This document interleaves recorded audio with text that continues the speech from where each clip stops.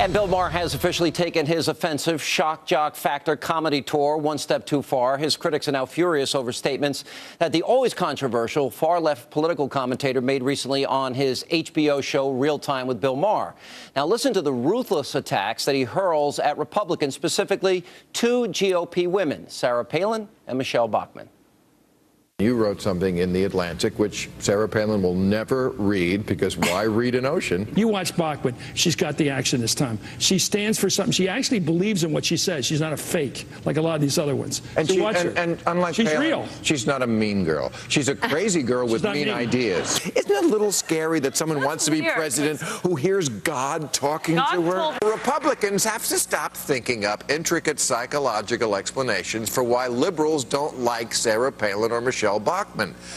Let me save you all some time, as they are boobs. But we can't throw around the word sexist just to stop people like me from pointing out that Michelle Bachmann, now running second for the Republican presidential nomination, isn't a dangerous nincompoop.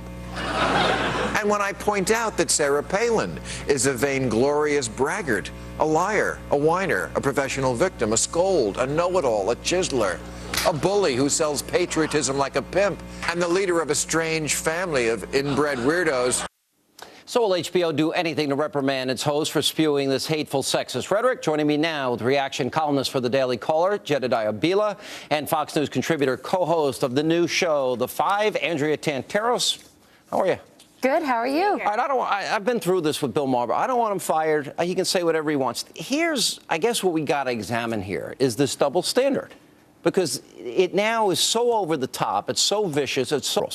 It would never happen. And if it would happen, there would be calls for them to be fired, they would be reprimanded. Look, I think Bill Maher reveals the ugliest side of the far left. He does nothing to help Democrats. He does nothing to help women, even though women's groups sit silent.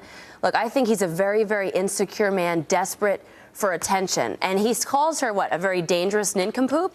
He's the nincompoop, but he's not dangerous. He's just trying to be relevant because he's just that angry guy desperate for attention. He hates God. He hates religion. He smokes pot. He wants to be Hugh Hefner. You know, he's not hard to figure out. He also hates that the word sexist is being thrown at him. And this is someone who throws the word racist around every chance he gets. Every person who's in the Tea Party is somehow racist because they disagree with President Obama's policies. But when someone sees that he is making vulgar statements about women, Michelle Bachmann and Sarah Palin in particular, and they happen to throw the word sexist around, well, he cowers in a corner and can't handle it. All right, let's go to some more, a little bit more of what's said on the show to give you just a little bit more of a feel for how bad it gets. Let's roll this tape. There you go, Fox News, for your blogs this week. You Republicans are like Arafat.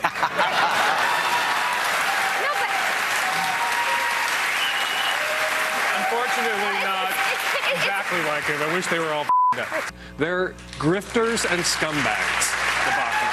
I don't want to be crass, but I just hope that Marcus Bachmann takes all that, you know, that rage that comes from repression and denial and brings it into the bedroom with her. And I hope he her angrily because that's how I would. And I've thought about it. Just so you don't get charges of sexism because only Michelle Bachmann was in, I sometimes think about this on a Rick Santorum. Pretty sick stuff. The lowest form of debate. Just name calling over and over and over. This is probably the lowest of the low, I think, of all his shows. I don't watch him, but just based on the comments that come out, this has got to be the lowest of the low. I don't know why any conservative would even go on the show, but that's a whole separate issue here. But again, this is like, you know, where's the outrage over Don Imus? You know, one comment, 6:15 in the morning, he apologized.